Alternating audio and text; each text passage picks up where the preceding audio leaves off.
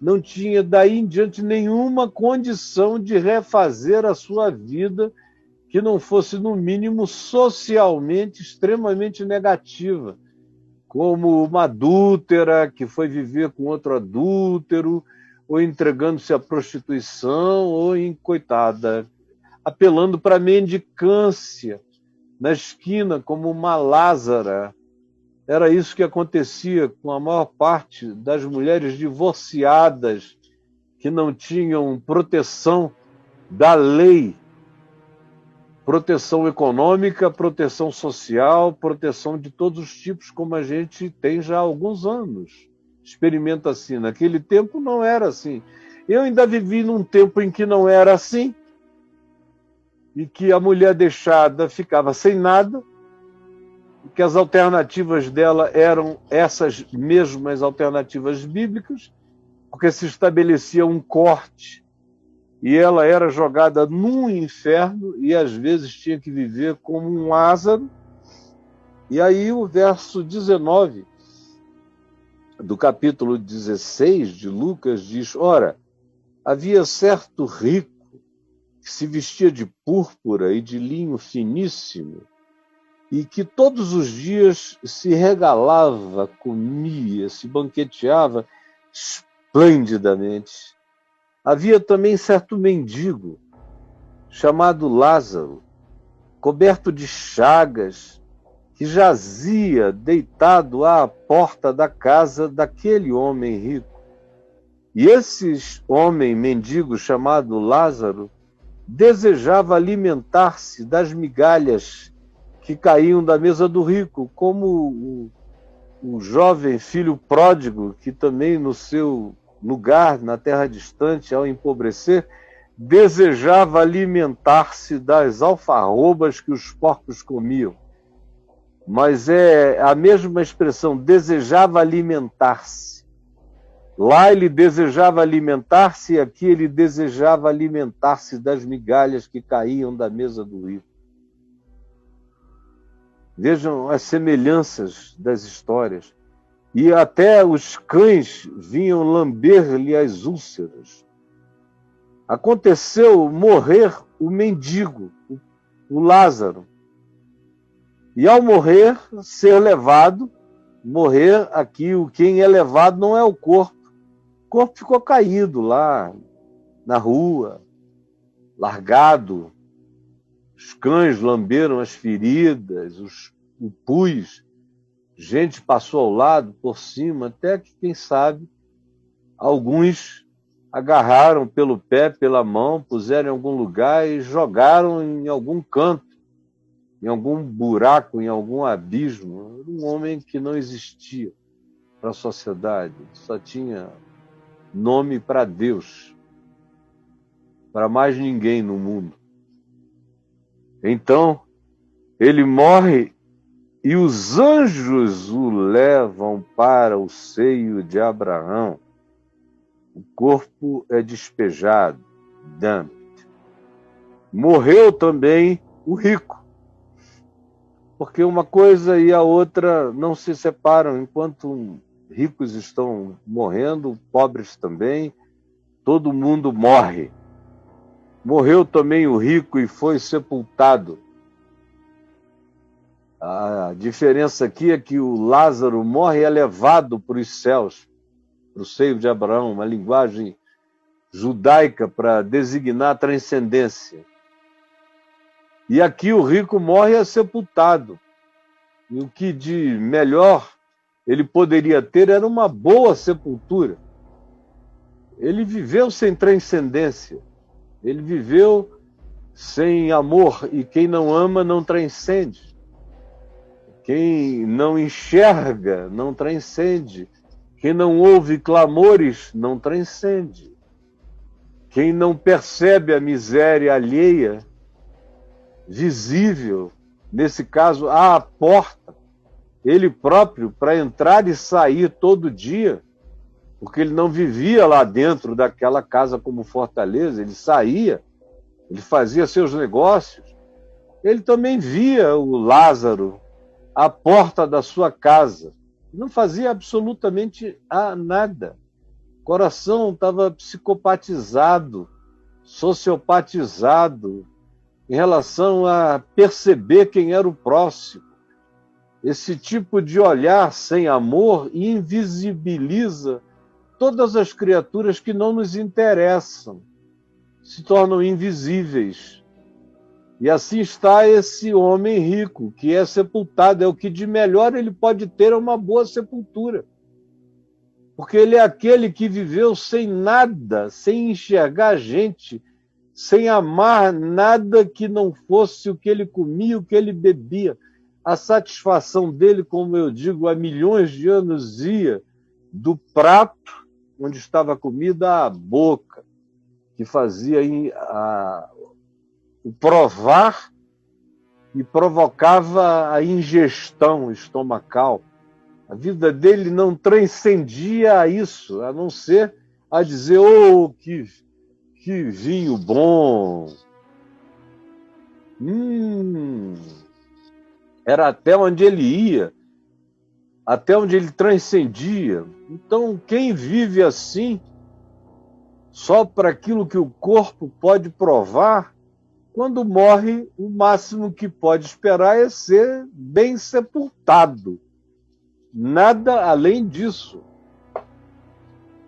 Entrou no Seol, entrou na sepultura. Essa aqui é uma parábola, uma história de caráter judaico.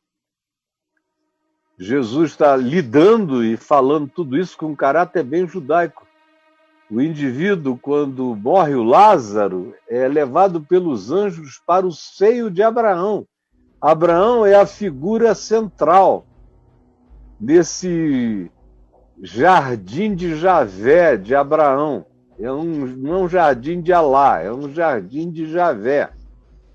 Mas é uma construção judaica com essa simplificação. Para o árabe é um jardim, eles vivem no deserto, o paraíso é um jardim, é um oásis de Alá. E para um indivíduo rico, que não prestou atenção na existência dos demais seres humanos como seres humanos, que morreu e foi sepultado, em contraste a esse estilo de vida, aparece aqui o mendigo Lázaro, numa outra destinação, no seio de Abraão, na mesa de Abraão, na casa de Abraão, no banquete de Abraão. É algo bem judaico, não o jardim de Alá, mas o jardim de Abraão, que você tem aqui. O oásis de Abraão, o gozo de Abraão, é para aí que esse homem vai. E essa é a história que Jesus está contando para judeus, para fariseus, para escribas.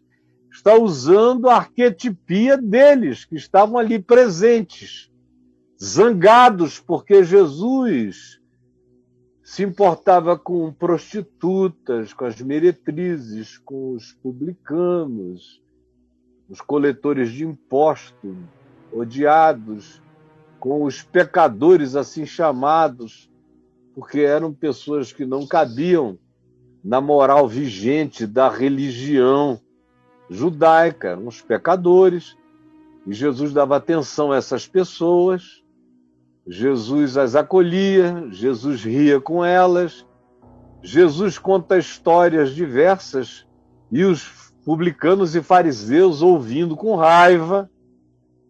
Enquanto eles servem de público, Jesus vai contando histórias que os provocam. Olha, uma ovelha só perdida importa para o meu pai, uma só. E o bom pastor deixa 99 para trás, vai atrás de uma. Não é por quantificações que as realidades do reino do meu pai são medidas, ensina Jesus. Não são as importâncias imediatas, os valores. Olha essa mulher da dracma, gastando mais para fazer um banquete para as amigas, para celebrar a alegria de que ela achou que estava perdido na casa dela. Veja a história dessa família, desses dois irmãos. Como o pai não julga o filho pelo dispêndio pela perda de dinheiro, de recursos que esse filho mais novo realizou numa terra distante, pegando os bens do pai e os exaurindo na dissolução. Vejam como o pai não faz conta, não tem contabilidade, só acolhe, como os valores são de outra natureza. Ou veja como o homem que empregava o chamado administrador infiel, mesmo não tendo conseguido reaver tudo aquilo que com ele perdeu, tudo aquilo que ele botou à parte, o administrador infiel, que ele roubou, usando a palavra mais grotesca, veja como ele não fez contabilidade exaustiva, ele se alegrou, se satisfez com a intenção, com a tentativa e com a realização, ainda que não plena, mas de parte do que fora a perda, indicando a intenção dele de tentar reaver e de recolocar tudo de volta no lugar, de tal modo que, mesmo não tendo alcançado isso, foi aceito a si mesmo, porque não eram os valores da contabilidade que estavam em jogo, mas as disposições do caráter é que estavam em vigência.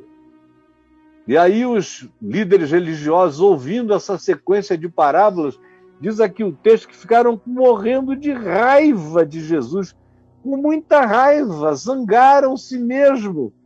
O texto diz: os fariseus, que eram avarentos, ouviam tudo isto e ridicularizavam a Jesus.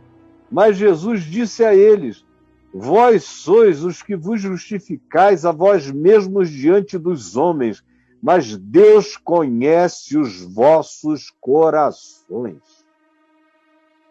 Pois aquilo que é elevado entre os homens é abominação diante de Deus. E aí, esses fariseus e religiosos chocavam-se com essas parábolas e tentavam ridicularizar Jesus, e Jesus, ainda não satisfeito, enfia neles essa história fabulosa do rico e do Lázaro, numa linguagem, numa arquetipia absolutamente judaica. Ele usa Abraão como a figura mais eminente. Abraão é a simbolização desse indivíduo que abria as portas para esse paraíso judaico. Era assim que ele era visto. E é assim que Jesus o trata, contando essa história. O Lázaro morre elevado pelos anjos para o seio de Abraão. Enquanto isso, o rico morre e é tão somente sepultado. Aí o cenário muda. Muda. No inferno, estando em tormentos, o rico levantou os olhos e viu ao longe a Abraão e a Lázaro no peito dele, na intimidade dele, na alegria dele, no paraíso de Abraão. Lá estava o mendigo, que jazia antes à porta da casa do rico por anos e anos e anos, sobre quem o rico pulava, mas fazia questão de não enxergar. Agora está o rico vendo o homem que ele não quis enxergar, na intimidade, no seio de Abraão, na linguagem utilizada por Jesus de maneira fabulosa, de maneira mítico-arquetípica. Está aqui. O homem é visto agora pelo rico. O homem que ele não via, agora ele enxerga no seio de Abraão. Aí o texto prossegue, Jesus continua dizendo que o rico disse, clamando, clamando, é a expressão, é o verbo que está aqui, clamar. que designa essa ação de tentar alcançar, de gritar para os céus, para ver se faz ouvir. Ele que não ouvia gemidos de ninguém, disse: Pai Abraão, olha eu aqui, tem compaixão de mim, sou eu. O cara rico, da esquina, da mansão, sou eu. Houve um engano. Manda Lázaro vir até aqui, molhar a minha boca com água, com a ponta do dedo dele. Manda ele vir, me refrescar. Agora aqui ele revela, esse homem, que ele conhecia esse mendigo pelo nome a vida inteira. Agora o mendigo tem nome. Agora é Lázaro. Agora tem um detalhe: o rico não consegue se curar, nem no inferno ele se cura da sua mania de mandar, de dominar, de controlar e de ser superior. Manda, pai Abraão, manda o Lázaro. Ele admite que conhece esse homem pelo nome de muito tempo, mas quer que o homem continue no papel de subserviência. Você veja como nem no inferno esse cara muda de atitude. Ele lembra do nome do homem, porque era interessante lembrar, o homem está com tudo na presença de Abraão. Agora, a atitude do coração dele continua a atitude de um supremacista. Manda que o Lázaro venha até aqui, molhar com a ponta do dedo a minha língua, para ele trazer uma água do paraíso para molhar a minha boca, para me servir. Até nessa hora, o Lázaro só tem nome para continuar a ser servo. É só para isso, a memória volta para o nome, mas a consciência não toma conta do processo. Continua a haver um abismo entre o Lázaro e o rico, criado pelo próprio rico o tempo todo, e aqui renovado por ele quando diz: manda, porque ele existe para cumprir recado, para trabalhar para gente maior do que ele. Está aqui alguém maior do que ele, cair no lugar errado. Manda ele vir aqui aliviar o meu desconforto, o meu tormento, nessa angústia. Disse, porém, Abraão ao rico: filho, lembra-te. É uma coisa interessante, o rico lembrou do nome do mendigo, porque foi conveniente lembrar. Agora, Abraão, o Abraão arquetípico, diz: filho, lembra-te. Evoca tudo isso na tua memória, lembra-te. De um dia depois do outro, lembra-te de que recebeste os teus bens na tua vida, lembra-te. Você comia, bebia, se embebedava, só enxergava quem você queria. Para você só tinha nome quem você valorizava ou a quem você dava importâncias pelos significados econômicos, das aparências, das visibilizações. Lembra-te. Você está no inferno? Como aqui entre nós hoje tem um monte de gente no inferno. E muita gente no inferno, mas que não quer lembrar como é que chegou aí. Ninguém chega no inferno por chegar, ninguém cai no inferno por acaso. Tem uma história, tem um lembra-te a ser reconstruído. Lembra-te. Eu acho isso extraordinário, lembra-te. Você lembrou do nome dele?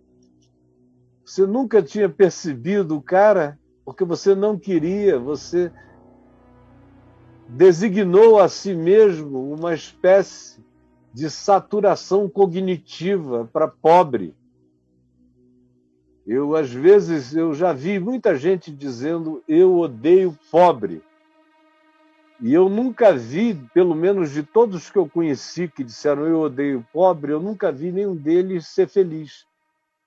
E vi alguns deles, inclusive, perderem praticamente tudo que tinham e ficarem dependentes de outros. Pessoas que diziam eu odeio pobres.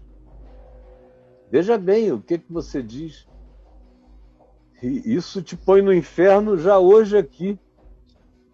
Esse cara é chamado a se lembrar de quem ele impôs cognitivamente uma censura de percepção. Não quis ver o pobre, não quis ouvir a dor, não quis se importar com a necessidade de ninguém.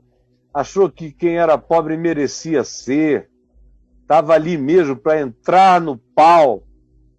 Tinha alguma coisa do mal sendo acertada na vida do pobre pela dor dele. É o pensamento de gente assim. E a resposta de pai Abraão, que é o pai dos religiosos, era o pai dos fariseus, dos saduceus, dos escribas, dos entendidos de Deus, a resposta é lembra-te, lembra-te, lembra-te de que recebeste os teus bens em tua vida e Lázaro igualmente os males. Agora, porém, aqui, nessa outra dimensão, ele está consolado. Ele está consolado. E tu estás em tormentos, porque tu não quiseste associar o poder que tu tinhas em vida à miséria dos que existiam sem conseguir viver. Agora tu estás aqui, existindo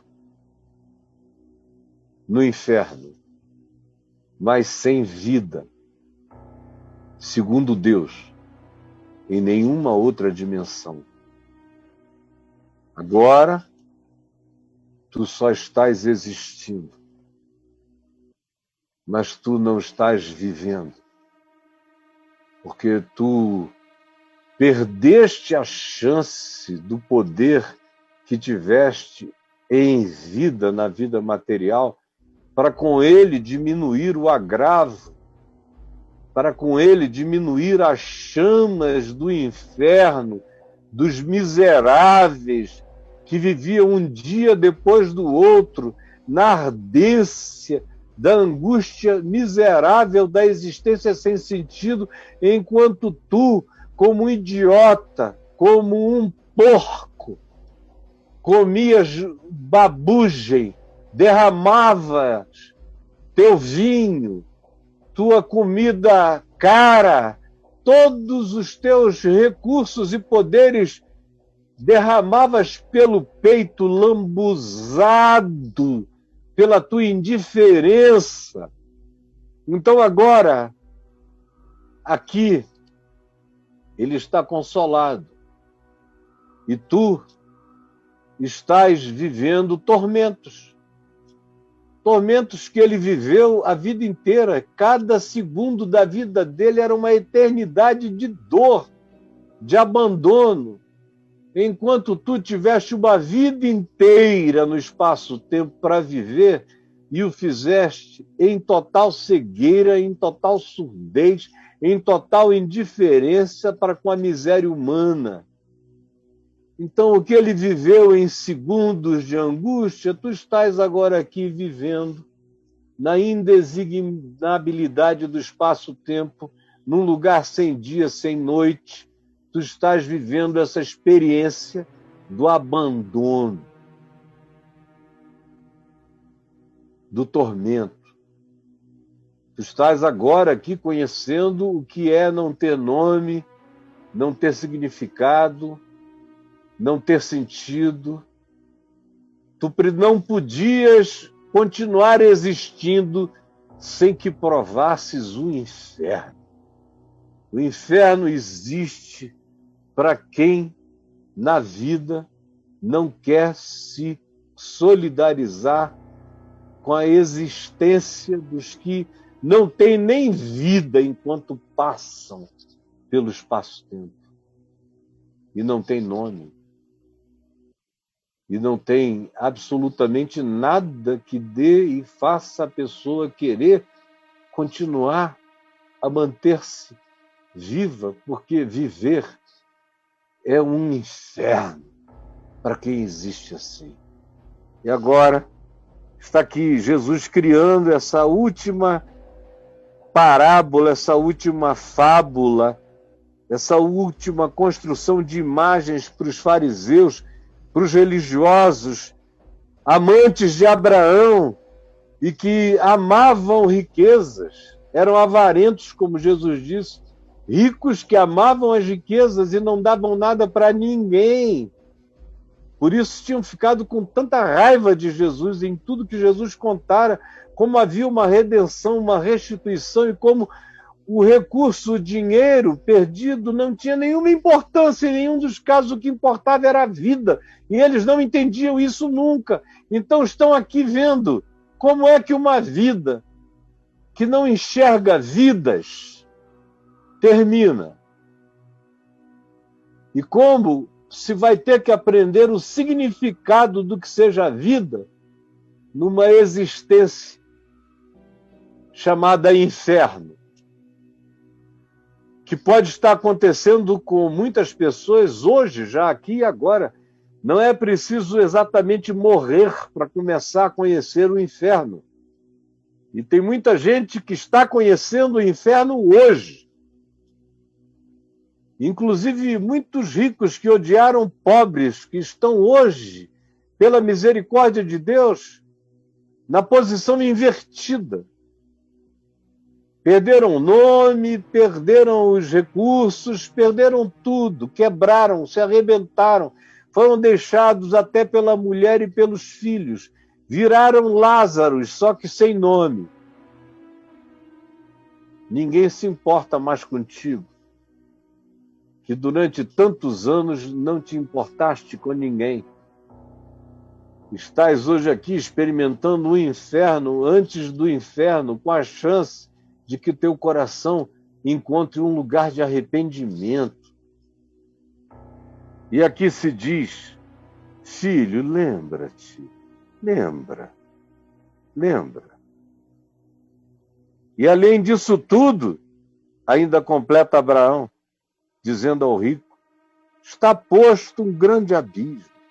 Lembra daquele abismo que havia entre a tua porta e o Lázaro, a metros da tua casa, jogado debaixo de algum sicômoro, lambido e cercado de cachorros, coberto de pus, lembra? Lembra como para você era um abismo chegar até aquele indivíduo, providenciar alguma coisa para ele, como era um abismo? Lembra dos teus abismos, da multidão de abismos que tu criaste, que tu admitiste, que tu concebeste, que tu instauraste, que tu instituíste entre ti mesmo e o teu próximo? Lembra dos abismos? Pois é. Eles existem. Eles existem. Está posto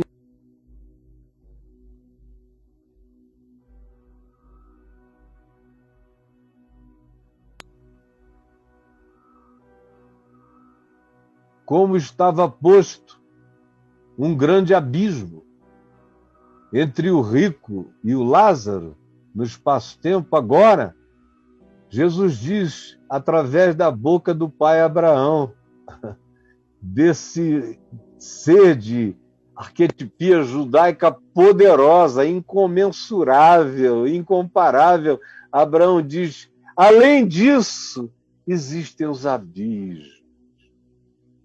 Você conhece bem os abismos porque você se negou a atravessar qualquer abismo, mesmo que fosse de 2 metros, 3 metros, entre você e o seu próximo, na miséria, na destituição de tudo. Tu conheces os abismos, porque todo dia tu não pulaste um passo o abismo para atenderes à necessidade de quem gemia na tua porta. Então tu sabes o significado dos abismos. Pois é, tem um abismo. Aqui agora também tinha um abismo de ti para o Lázaro, agora tem um abismo do Lázaro para ti. Além disso, tem um abismo. Tu conheces muito bem os abismos. Um abismo entre nós e vós, de sorte que os que querem passar daqui para vós outros não podem, nem de lá passar para nós não podem. Não podem.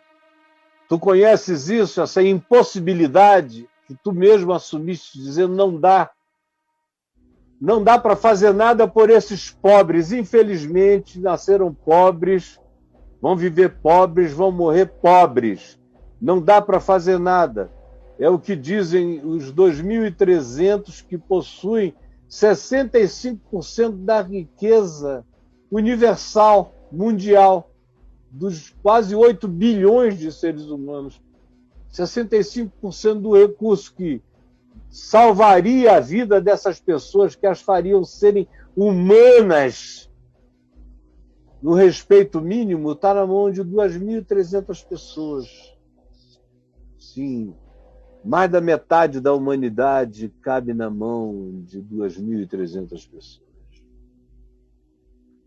É um abismo que não ficará sem consequências. Então, replicou-lhe o rico, que agora está todo piedoso, chama Abraão de pai. Pai, pai, Abba, eu te imploro que eu mandes. Ainda assim o cara não muda de mente. Tem que ser o Lázaro para ir lá socorrê-lo. Em momento algum ele diz, por favor, envie algum socorro, algum anjo, algum ser que me socorra. Não, tem que ser o Lázaro, porque a cabeça dele não conseguia conceber o pobre, miserável, desgraçado, infeliz, destituído, despojado, fazendo qualquer tarefa, ou vivendo qualquer privilégio nesta existência ou em outra. Ele continua achando que aquele indivíduo que nessa vida viveu miseravelmente tinha que ser o escravo a servir a ele, que agora está em tormentos, mas antes vivera indiferente e regaladamente em relação a esse homem cujo nome é Lázaro. Eu te rogo, ó Pai, Pai, Pai. Ai, ai, ai. A gente está falando do inferno, mas o negócio é patético, né? Chega a ser engraçado na construção que Jesus faz de um negócio que a gente vê, que fala um com o outro. Claro que, do ponto de vista espiritual, nada disso é real. Tudo isso aqui é uma construção fabulosa. Vem carregada do design de uma parábola para se fazer entender nos seus significados, nos seus simbolismos, nos seus contextos. É isso que Jesus está fazendo. Pai, diz o rico, eu te imploro. Ele implora a Abraão que mande o rico agora até a casa paterna dele, ele conhece bem. O cara vai se entregando. E eu peço que tu mandes até a casa da minha família, porque eu era o líder da casa do meu pai, eu era o herdeiro, os meus irmãos estão todos ali em volta. É um compound da família inteira, manda-o lá, nesse condomínio da minha família, dos meus irmãos. Envia esse cara lá. Embora Abraão tivesse dito, olha, não dá para passar daqui para lá, nem de lá para cá, mas ele quer, como estava acostumado a criar caminhos onde não havia caminhos, a criar situações onde não havia possibilidade, a comprar acessos. Ele acha que vai funcionar do mesmo jeito, apesar de Abraão ter dito: ninguém passa daí para cá nem daqui para lá. No entanto, ele diz: eu te imploro, manda esse cara lá na casa da minha família para dizer a eles, para abrirem os olhos que o inferno existe, para mudarem de vida, porque senão a minha família inteira vem para cá. Então vem a resposta de Abraão, depois que o homem disse: eu tenho 5 irmãos, manda ele lá para que dê testemunho, para eles não virem, para eles evitarem esse lugar de tormento. Então respondeu Abraão: eles têm Moisés e os profetas. Então, já que o negócio deles é sinagoga, já que o negócio deles é Moisés, e como Jesus estava falando com os fariseus, com os escribas, com os saduceus, com os entendidos da lei, com os religiosos, com os que cultuavam Moisés de um modo ou de outro. Então, eles têm Moisés. Eles têm Moisés. Que eles ouçam a lei, os profetas, e se convertam. A lei, os profetas manda olhar para o pobre, cuidar do pobre, levantar o pobre. Os salmos também, os profetas, então, os profetas falam de pobre mais do que de qualquer outra coisa. Falam de justiça e graça que levanta o caído necessitado, o que carrega uma desvantagem abismal, infernal. Os profetas quase só falam disso. Diga para eles ouvirem, que eles ouçam Isaías, Jeremias, Amós, que eles ouçam Oséias, que eles ouçam Zacarias, Malaquias, que eles ouçam Ezequiel, que eles ouçam os salmos. Salmos estão cheios de afirmação do conluio misericordioso de Deus com o pobre, com o necessitado, que eles ouçam o que eles têm na mão. Como você também teve e não quis ouvir, desenvolveu uma resistência cognitiva à verdade todos os dias da sua vida. Que eles ouçam os profetas, mas o rico insistiu ainda. Ricos são insistentes normalmente, são acostumados a obterem tudo. O cara não sabe ouvir um não, jamais. É como aquele desembargador de Santos, não sabe. Ele é o dono das legislações, dos poderes, ele compra juízes, ele faz o que ele quer. Ele insistiu: não, não, pai Abraão. Se alguém dentre os mortos for ter com eles, arrepender-se-ão. Agora ele já está dizendo: ressuscita. Ressuscita o Lázaro, manda o Lázaro lá como um zumbi celestial. Faz uma coisa especial. O rico quer comprar uma passagem do céu para a terra. Ele quer que o dinheiro dele tenha o poder de um investimento capaz de alterar as escatologias. Tem muito rico achando que a grana dele pode alterar as escatologias, que o dízimo dele pode alterar as escatologias. Ai, que idiotice. Abraão, porém, lhe respondeu: se eles não ouvirem a Moisés, a Torá, e não ouvirem os profetas, todos que estão lá, falando o que tu estás pedindo para eles ouvirem, que o Lázaro vai dizer, e eles ouvem no mínimo eco disso todo dia, em todas as sinagogas, onde Moisés e os profetas são lidos. Ora, se eles não ouvem a isso, tampouco se deixarão persuadir, ainda que ressuscite alguém dentre os mortos. E Jesus está dando uma indireta a eles, dizendo: olha, vocês que não se convertem com a leitura de Moisés e dos profetas, mesmo que alguém ressuscite de entre os mortos, vocês não se converterão. Vocês são inconversíveis. E Jesus faz uma alusão à ressurreição. Os saduceus não criam em ressurreição, mas os fariseus sim. Ainda que alguém ressuscite, ainda que.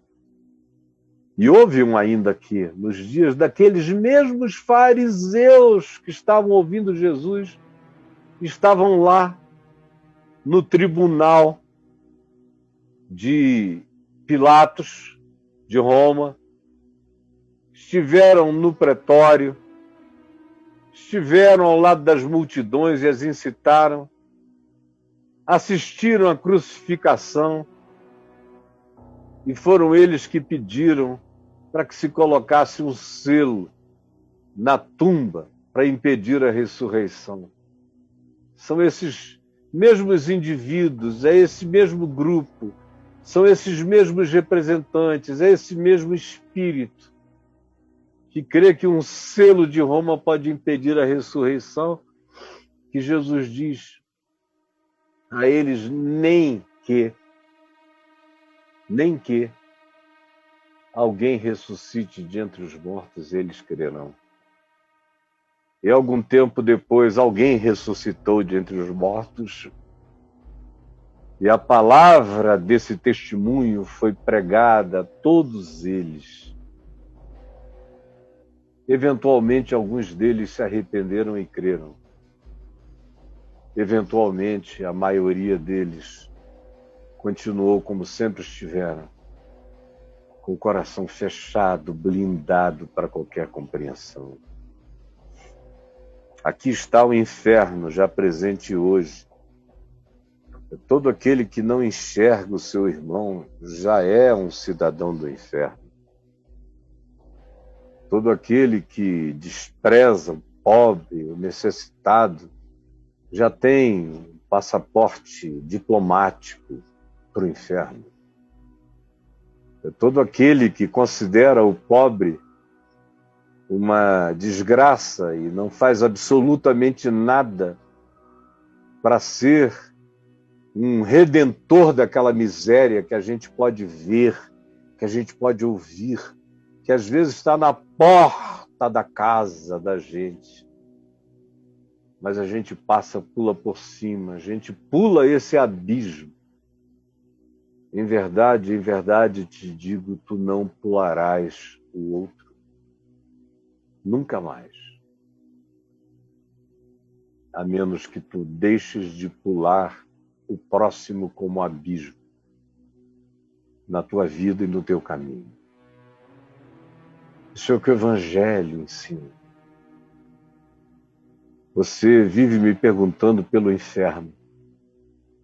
Jesus ensina que a questão do inferno não é escatológica, é histórica.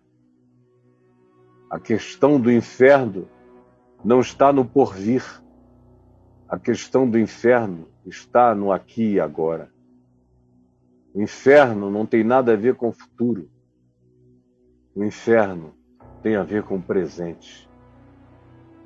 O inferno não tem a ver com obediência à leis de Moisés, do ponto de vista das moralidades e das comportamentalidades de capricho pessoal em relação à etiqueta da vida. O inferno tem a ver com o desprezo, com o descaso, com a indiferença para com a dor, a miséria, a pobreza, a infelicidade, a angústia desprezada de bilhões de pessoas. O inferno tem bilhões de portas neste mundo. Bilhões. É a porta pela qual eu não entro na direção do meu próximo, é porta do inferno. assim como o céu tem bilhões de alternativas de graça colocadas diante de mim todos os dias. São as portas da eternidade, as portas para o céu. Não para o seio de Abraão, que é só uma construção usando a arquetipia judaica, da paz de Jesus, para trazer uma imagem para a mente embrutecida desses religiosos contemporâneos dele. Há milhares de portas para o céu. Jesus disse: eu sou o caminho, a verdade e a vida, ninguém vem ao Pai senão por mim. E ele foi aquele que disse que, quando perguntado, quando foi que nós te desprezamos? Quando foi que nós te vimos com sede e não te demos de beber? Com fome não te demos de comer? Nu e não te vestimos? Te vestimos desabrigados e não te cobrimos? Sem teto e não te agasalhamos? Não te hospedamos? Quando? Nós nunca. É um bando de gente da família do rico. Nós nunca. Por quê? Porque o Lázaro não era ninguém. Quando foi que nós te vimos assim? Pobre, miserável, infeliz. Quando foi? Jesus disse: todas as vezes que vocês desprezaram todos os Lázaros do mundo, bilhões de Lázaros vocês desprezaram, vocês me desprezaram. Eu sou o caminho, a verdade e a vida, ninguém vem ao Pai senão por mim. Como? Não despreze o Lázaro, teu irmão. Entra pela porta do céu. O teu irmão é porta de salvação. Porque eu estou do irmão que tu não queres ver. Porque eu sou o próximo que tu abominas e tu desprezas. Como é que tu me queres se tu não queres o teu irmão? Que céu que tu queres visitar se tu não tens misericórdia para tirar ninguém do inferno no qual vive, e tu tinhas e tens as possibilidades de salvar a qualquer um do inferno imediato no qual vive? Como João disse, que todo aquele que vira o seu irmão passar necessidade, e para ele fechar o seu coração, e o irmão não é só um membro da igreja, é qualquer pessoa da terra, humano. Qualquer um que vira um ser humano passar necessidade, e para ele fechar o coração, João pergunta: como pode habitar nessa pessoa o amor de Deus? Não pode. E se o amor de Deus não habita essa pessoa, se ela é tomada pelo espírito da indiferença, ela mergulhará na eternidade das indiferenças. Você está pensando que você pode semear supremacismo, indiferença, durante todos os dias da sua vida, pulando por sobre os Lázaros que existem aos bilhões no planeta, e isso ficará sem consequência? Você acha mesmo que é assim? Você acha mesmo que é assim? Jesus está dizendo que é assim. E eu não vou terminar dizendo nada além de como ele termina. Ele termina dizendo: é assim. Enxergue, ouça, se importe. Porque o inferno não habita o futuro.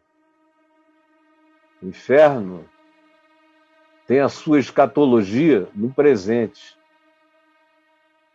Os abismos do inferno são os abismos que a gente aceita entre nós